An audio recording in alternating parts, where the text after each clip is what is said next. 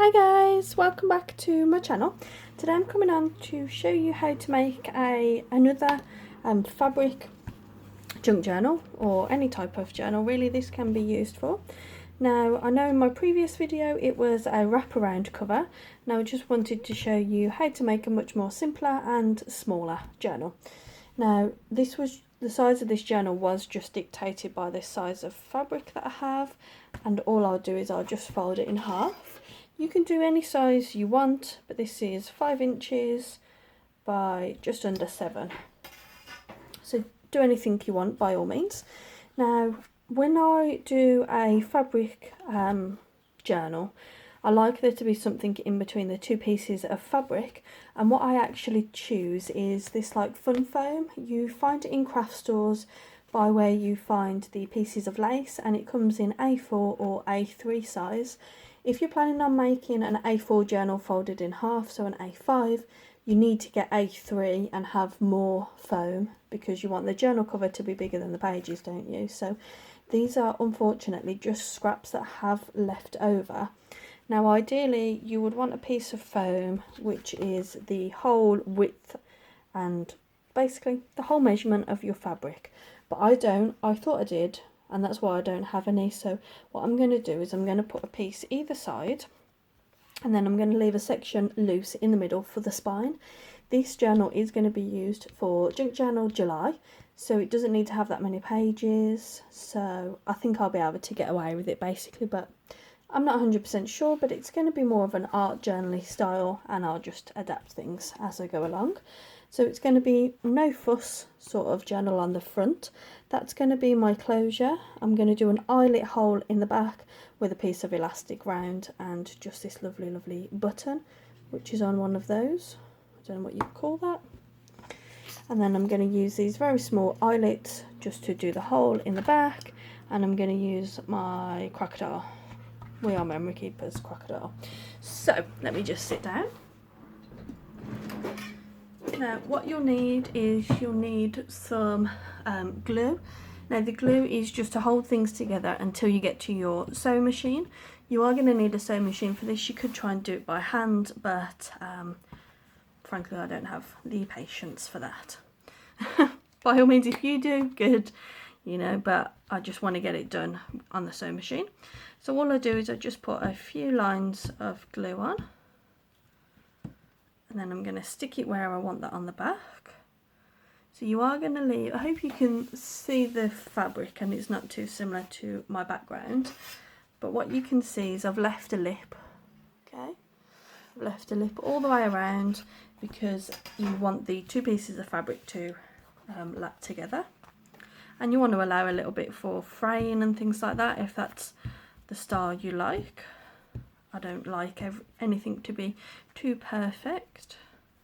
That's probably what drew me into junk journaling in the first place. See, that piece is a bit close there to the foam, so all I'll do is I'll just make sure that the inside sheet covers everything. So I'll just do a bit here so I can stick the inside down. There shouldn't be any issue with your sewing machine going through this. So here's my one side, just line up the two sides of the fabric. I do it that way. Okay. And then all I'm going to do is lift that back and do the same here.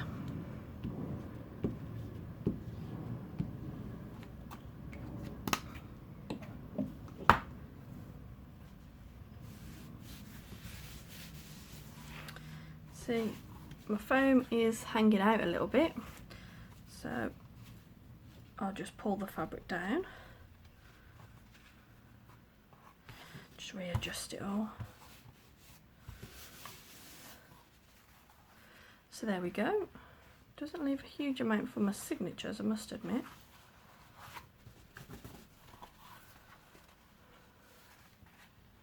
But it's very flexible and it feels so lovely and squishy in your hands. So what I'm going to do is I'm going to sew around it, and as you can see there, it's not exactly perfect around the bottom, but that's what I want. I want the pages to be hanging out a little bit of this junk journal. So what I'm going to do is I'm going to sew around all of the edges, and then I might do, I was going to do like a zigzaggy pattern. I might try and do stitch diagonally just to give it a little bit of interest, and I've used sort of like a sage green colour thread, so I think that will go nicely and it will match that really nicely. Now I'm not going to show you the actual sewing of this journal because my machine will be far too loud. My machine is just here, so I'll literally just put it through, and I use a regular needle, and I use thread which I purchased from Aldi because it's really cheap. You get like a massive selection of colours. But if you have any questions about what thread to use, what stitch, anything like that, just leave me a comment and I always reply to my comments. So I'm going to pause the video here and I'll get back to you with what it looks like, so fingers crossed. Okay, so all I decided to do was just stitch multiple times around the edge, and then I actually framed the front of the signature as well. I thought it's lovely fabric anyway, so I didn't want to ruin it with any crisscross stitches. Now don't forget, with this method it is going to go through to on the front, on the inside, sorry. Now I'm going to leave some of these strings intentionally long, but what I do want to do is fray a little bit along here. So just give them all a good tug. Now I did make a tiny error in the stitching there, in that you can see the foam, but doesn't bother me a huge amount. So yeah, lovely. Now let me do the eyelet and then I'll sew the button on according to where the eyelet is. Now these are only small eyelets, so I'm only going to use the small side to make the hole, if that makes sense. Boyfriend's been punching his belt with them, so it's got all ones stuck in there. Now these eyelets, I just got them from a random craft store. Oopsie. Disaster has struck. Oh dear me. I'll pick that up after. Right, so the eyelet's going to go somewhere in the middle, so let me just make the hole. Why can't I get that in? What's happened?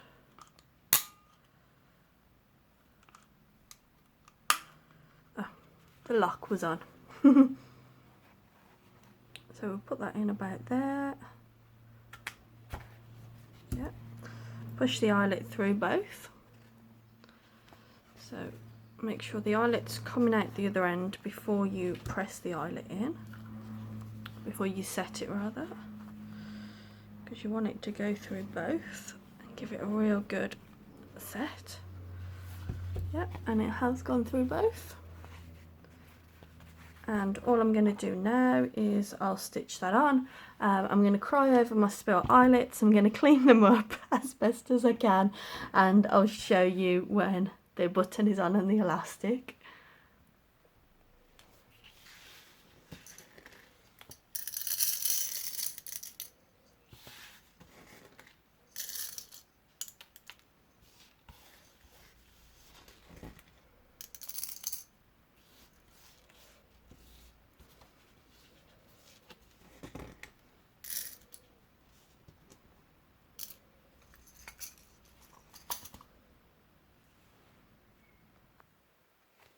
So there I have sewn the button on, so that will act as the elastic. But what I have actually realised is I thought I had some white elastic that I bought by the meter, but it seems I don't have any more left, so I'm going to use a hair bubble and I'll show you how to do this. So we've got the eyelet here in the back and we need to feed the hair bubble through.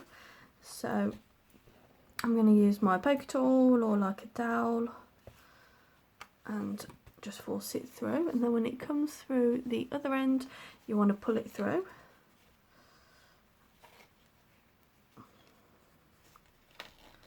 Okay, how did I do it now? Yeah, and then you want to knot it over, and I don't like the way it's ruffling the fabric down like that, so I'm going to try and position the fabric a little bit better. Yeah,